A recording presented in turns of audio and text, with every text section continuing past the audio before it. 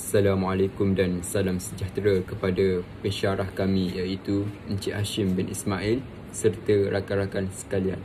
Terlebih dahulu, izinkan kami untuk memperkenalkan diri. Nama saya Muhammad Syukur Adam bin Ahmad Suhaimi dan serta ahli kumpulan saya iaitu Muhammad Quwah bin Muhammad Rafi dan Muhammad Abidi Aqwa bin Abdul Razak. Izinkan kami membentangkan tugasan yang bertajuk dasar-dasar di dalam kokurikulum di sekolah. Baiklah, saya akan mulakan dengan dasar utama 2 iaitu dasar kokurikulum. Dasar ini menegaskan bahawa penyertaan murid dalam kegiatan kokurikulum di sekolah adalah wajib seperti yang dinyatakan dalam Surat Pekeliling Ikhtisas Bilangan 1 tahun 1985. Dasar ini bertujuan memastikan setiap murid dapat mengembangkan potensi diri mereka secara menyeluruh dari segi jasmani, emosi, rohani dan intelek, atau kita panggil sebagai JERI yang meliputi aspek ini. Baiklah, objektif dasar ini pula ialah untuk melahirkan murid yang seimbang dan berdisiplin. Selain itu, menggalakkan semangat kepimpinan, tanggungjawab sosial serta kerjasama. Dan akhir sekali, objektif dasar ini adalah membentuk nilai integriti dan sahsiah diri yang tinggi dalam kalangan pelajar. Melalui pelaksanaan dasar ini, murid bukan sahaja belajar ilmu akademik tetapi turut dilatih untuk berdisiplin, berkeyakinan dan mampu memimpin. Kepentingan kokurikulum juga sangat besar. Ia membantu murid mengimbangi akademik dan sahsiah diri, melatih mereka dalam pengurusan masa dan membentuk semangat berpasukan serta jati diri. Malah, kokurikulum ini turut diambil kira untuk kemasukan ke universiti awam. Sebagai seorang guru berintegriti, peranan mereka sangat penting untuk memastikan dasar ini berjaya. Guru perlu jujur, adil dan bertanggungjawab dalam menguruskan aktiviti kokurikulum. Mereka juga perlu memastikan semua murid diberi peluang yang sama untuk menyertai kelab, sukan dan unit beruniform. Selain itu, guru yang berintegriti akan menilai penyertaan murid secara telus tanpa pilih kasih. Saya teringat semasa di sekolah dahulu, saya pernah membantu guru dalam pengurusan kelab catur. Guru penasihat kami sentiasa memberi peluang kepada semua ahli untuk belajar dan bertanding, tak kira sama ada mereka pandai bermain atau baru nak belajar. Guru itu juga menunjukkan integriti tinggi dengan menilai keaktifan kami berdasarkan kehadiran dan usaha, bukan hanya kemenangan. Melalui pengalaman itu, saya belajar nilai tanggungjawab, amanah dan disiplin diri. Namun begitu, pelaksanaan dasar ini juga ada cabaran. Antara cabarannya ialah ada murid yang kurang minat terhadap aktiviti kokurikulum, jadual sekolah yang padat, kemudahan yang terhad di setengah sekolah, serta guru yang dibebani tugas akademik. Kadang-kadang, sistem penilaian kokurikulum juga tidak seragam antara sekolah. Untuk mengatasi cabaran ini, beberapa langkah boleh diambil seperti menjalankan kempen, kesedaran tentang kepentingan kokurikulum, menyusun jadual aktiviti yang lebih fleksibel, memberi latihan khas kepada guru penasihat dan menggalakkan kerjasama dengan PIBG serta komuniti luar sekolah. Selain itu, penggunaan sistem rekod digital juga boleh membantu menjadikan pengurusan kokurikulum lebih teratur dan telus. Sebagai kesimpulan, dasar kokurikulum memainkan peranan penting dalam melahirkan murid yang berilmu, berakhlak dan berintegriti. Guru yang berintegriti pula menjadi tulang belakang utama kejayaan dasar ini, kerana mereka bukan sekadar melaksanakan aktiviti tetapi juga membimbing murid untuk menjadi insan yang berdisiplin dan bertanggungjawab. Itu sahaja daripada saya. Saya serahkan kepada rakan saya iaitu Muhammad Quwah untuk menerangkan tentang dasar 3. Terima kasih saya ucapkan kepada rakan seperjuangan saya Muhammad Syukur Adam kerana telah memberikan penerangan yang sangat terperinci mengenai tajuk dasar utama 2. Seterusnya saya akan melanjutkan penerangan bagi dasar utama 3 dalam dasar kokurikulum. Dasar kurikulum ini telah diwujudkan oleh Kementerian Pendidikan Malaysia bagi memastikan pembangunan pelajar berlaku secara menyeluruh, bukan sahaja hanya dalam bidang akademik tetapi juga dalam sasiah, emosi dan juga sosial. Dasar utama 3 ini menegaskan bahawa semua guru wajib terlibat dalam mengurus, menyelia dan mengelola kegiatan kurikulum di sekolah. Dasar ini juga dijelaskan dalam perkara 5.2 Surat Pengkeliling Ikhtisas bilangan 1 palang 1985 yang menyatakan bahawa penlibatan semua guru penting bagi memastikan keberkesanan pelaksanaan kurikulum.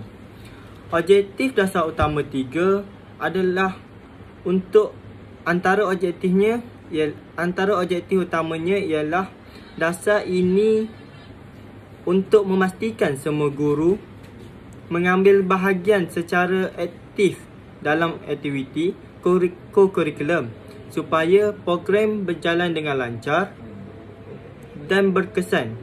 Selain itu, dasar ini juga bertujuan membangunkan potensi pelajar secara menyeluruh, bukan sahaja dalam akademik tetapi juga dari aspek sasiah, disiplin, kepimpinan dan kemahiran sosial. Di samping itu juga, pelaksanaan dasar ini dapat mengukuhkan sistem pengurusan kurikulum di sekolah serta mewujudkan suasana pembelajaran yang seimbang antara pelajaran dan aktiviti di luar bilik darjah.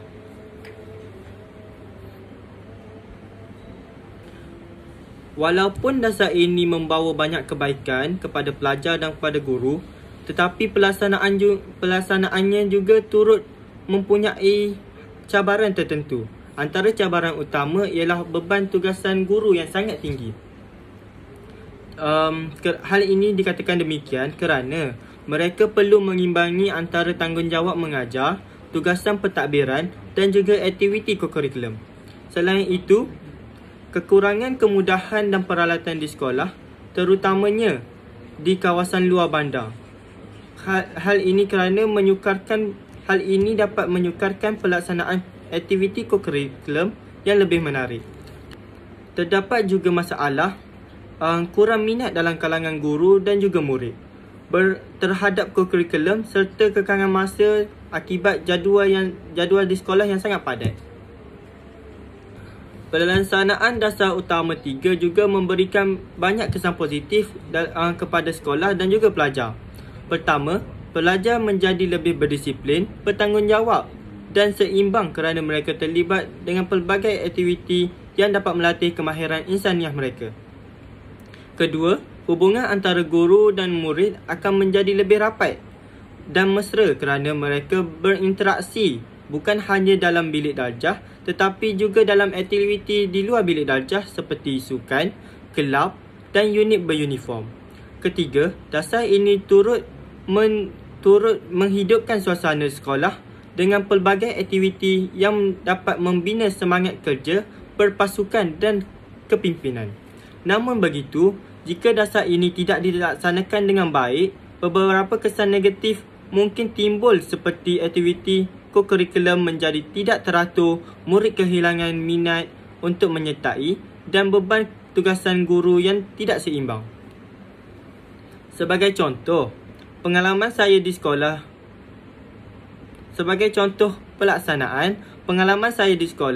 rendah dan juga sekolah menengah, saya melihat guru-guru semuanya terlibat dalam kurikulum serta seorang guru bahasa Melayu boleh menjadi penasihat kelab bahasa Melayu yang menganjurkan pertandingan pidato ataupun penulisan sajak. Guru matematik pula boleh membimbing pasukan bola jaring, manakala guru sains boleh menjadi pembimbing pasukan pengakap yang menjalankan aktiviti perkemahan dan khidmat masyarakat. Semua contoh ini menunjukkan bagaimana guru memainkan peranan yang penting dalam melaksanakan dasar ini di sekolah. Kesimpulannya, secara menyeluruh, dasar utama ini amat penting dalam memastikan keberkesanan pelaksanaan kurikulum di sekolah. Walaupun terdapat banyak cabaran yang dihadapi, pelibatan aktif guru dapat membantu melahirkan pelajar yang seimbang dari segi akademik dan juga sasiah dari segi dalam kurikulum. Dasar ini bukan hanya sekadar satu tanggungjawab rasmi yang diberikan oleh kementerian kepada guru, tetapi juga satu usaha murni untuk membentuk generasi pelajar yang berdaya saing tinggi dan berdisiplin serta berakhlak mulia. Itu sahaja daripada saya. Seterusnya saya mempersilakan rakan saya Muhammad Abidi Aqwa untuk melanjutkan penerangan kita iaitu dasar utama 4 pula. Okay. Terima kasih saudarakullah.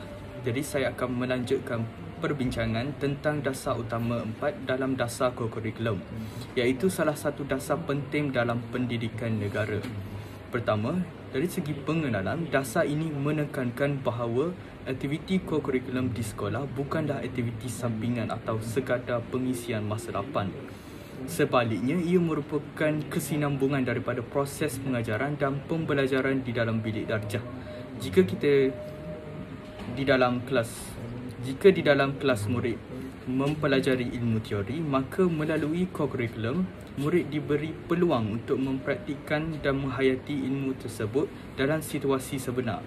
Sebagai contoh, konsep kepimpinan, kerjasama atau disiplin yang dipelajari dalam subjek pendidikan moral atau pendidikan Islam dapat diuji dan diamalkan melalui aktiviti seperti sukan, unit beruniform atau persatuan. Oleh itu, dasar ini sebenarnya memastikan bahawa pendidikan murid lebih menyeluruh dan tidak hanya tertumpu kepada aspek akademik semata-mata. Seterusnya, mari kita lihat kepada objektif dasar ini. Dasar kurikulum dirangka untuk melengkapkan pembelajaran akademik dengan pengalaman praktikal. Hal ini bermakna murid bukan sekadar membaca dan menulis, tetapi turut mengembangkan bakat dan kemahiran yang ada pada diri mereka. Antara objektif lain ialah membentuk murid yang seimbang dari segi intelek, jasmani, emosi dan rohani. Dengan adanya penglibatan dalam kurikulum, murid dapat mempraktikkan nilai murni seperti kerjasama, kepimpinan, tanggungjawab serta disiplin diri. Selain itu, ia juga memberi ruang kepada murid untuk menyerlah bakat yang ada dalam diri. Jadi murid yang cemerlang dalam akademik, tetapi ada juga yang lebih menonjol dalam bidang sukan, seni atau kepimpinan. Kurikulum memberi peluang yang adil kepada semua murid untuk mengembangkan potensi mereka. Seterusnya, kita lihat kepentingan dasar ini. Sebenarnya, kepentingan kurikulum sangat luas. Dari segi ilmu, murid dapat mengukuhkan pengetahuan yang dipelajari di dalam kelas. Contohnya, seorang murid yang belajar teori sains boleh mempraktikkan dalam kelas sains melalui eksperimen atau projek inovasi. Dari segi kemahiran, murid berpeluang membina kemahiran insaniah seperti kepimpinan, komunikasi, pengurusan masa, kerja berpasukan dan kreativiti. Kemahiran ini sangat diperlukan bukan sahaja semasa di sekolah, malah dalam kerjaya dan kehidupan bermasyarakat kelak. Selain itu, kurikulum juga membentuk jati diri dan sahsiah murid. Melalui penyertaan dalam aktiviti berpasukan, mereka belajar nilai toleransi, hormat menghormati, semangat setia kawan dan disiplin diri.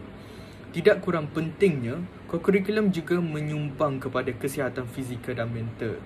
Aktiviti sukan dan pergerakan membantu murid kekal cergas. Sementara aktiviti sosial pula memberi sokongan emosi dan keyakinan diri. Selanjutnya, mari kita bincangkan tentang peranan guru. Guru bukan sahaja bertindak sebagai pengajar di dalam kelas, tetapi juga sebagai pembimbing dalam kurikulum. Mereka perlu merancang dan menyusun program yang bersesuaian dengan kebolehan murid. Selain itu, guru menjadi role model. Contohnya, guru yang memimpin untuk berunit uniform harus menunjukkan nilai disiplin, kepimpinan dan komitmen. Guru juga menilai penyertaan dan pencapaian murid dalam aktiviti co-curriculum bukan sekadar melihat prestasi akademik semata-mata. Dalam masa yang sama, guru bertanggungjawab memastikan keselamatan murid ketika menjalankan aktiviti luar bilik darjah serta memberi motivasi supaya murid sentiasa berminat untuk menyertai program co-curriculum. Ringkasnya, tanpa sokongan dan bimbingan guru, dasar co-curriculum sukar dilaksanakan dengan berkesan. Seterusnya, mari kita lihat tentang contoh pelaksanaan dasar co-curriculum di sekolah. Seperti yang kita tahu, setiap sekolah menetapkan bahawa semua murid mesti menyertai sekurang-kurangnya satu unit beruniform, satu kelab atau persatuan dan satu jenis sukan. Sebagai contoh, melalui unit beruniform seperti pengakap atau kadet remaja sekolah, murid dapat mengasah disiplin dan kepimpinan. Dalam persatuan atau kelab pula, murid diberi peluang mengembangkan minat akademik seperti dalam kelab sains, kelab bahasa atau kelab seni. Manakala dalam bidang sukan, aktiviti seperti bola sepak, bola jaring atau badminton membolehkan murid meningkatkan kecergasan fizikal, daya tahan mental serta semangat berpasukan. Selain aktiviti mingguan, sekolah juga melaksanakan program khas seperti hari co-curriculum, perkemahan, pertandingan inovasi atau karnival sukan peringkat daerah dan negeri.